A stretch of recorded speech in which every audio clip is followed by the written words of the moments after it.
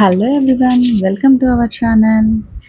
రాఖీ పౌర్ణమి రాబోతుంది కదండి. ఈ రాఖీ పౌర్ణమికి మన ఇంట్లోనే ఒక మంచి స్వీట్ని చేసి మన అన్న తమ్ముళ్ళకి పెడదామా మరి.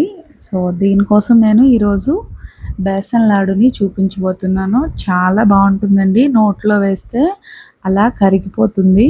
సో ఇంకా ప్రాసెస్లోకి వెళ్ళిపోదాము. ముందుగా ఒక ప్యాన్ తీసుకొని స్టవ్ పైన పెట్టుకోవాలి. పావు కప్పు నెయ్యిని వేసుకుందాము. అలాగే 2 కప్పుల శనగపిండిని కూడా వేసుకొని కంటిన్యూస్గా కలుపుతూనే ఉండాలి. ఈ బేసన్ లాడు చేసే ప్రాసెస్లో మనకి కొంచెం చేత్తో కలిపే ప్రాసెస్ ఎక్కువగా ఉంటుంది.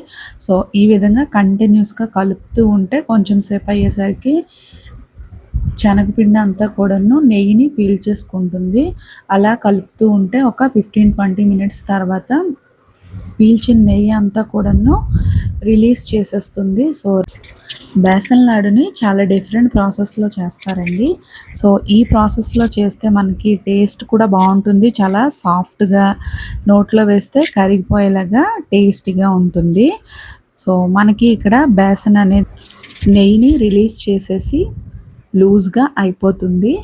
ఇలా లూజ్గా రెడీ అయిందంటే ఇంకా స్టవ్ ఆఫ్ చేసేసుకోవచ్చు. స్టవ్ ఆఫ్ చేసేసి ఒక బౌల్లో వేసుకొని గోరువెచ్చగా అయ్యేంత వరకు కూడా ఉంచుకోవాలి.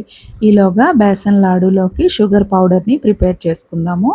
ఒక మిక్సీ జార్ని తీసుకొని 1 కప్పు వరకు షుగర్ని వేసుకోవాలి. షుగర్ అంతా కూడాను మెత్తగా అయ్యేంత వరకు కూడా గ్రైండ్ చేసుకోవాలి. ఇలా గ్రైండ్ చేసుకున్న ఈ పౌడర్ని పక్కన పెట్టుకుందాము. ఆల్రెడీ మనం ప్రిపేర్ చేసి పెట్టుకున్న బేసన్ మిక్స్ అనేది గోరువెచ్చగా రెడీ అయిన తర్వాత మాత్రమే షుగర్ పౌడర్ని ఇందులో యాడ్ చేసుకోవాలి. మీకు నచ్చినట్లయితే చిన్న ముక్కలుగా కట్ చేసుకున్న కాజును కూడా యాడ్ చేసుకోవచ్చు, లేదంటే స్కిప్ చేసేయచ్చు.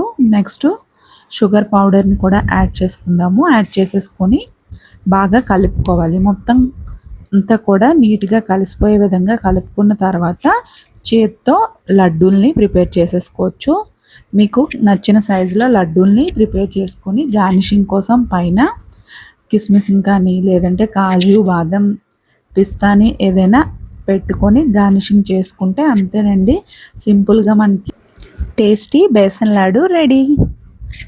సో వీడియో నచ్చితే వీడియోని లైక్ చేయండి, షేర్ చేయండి, సబ్స్క్రైబ్ చేయండి.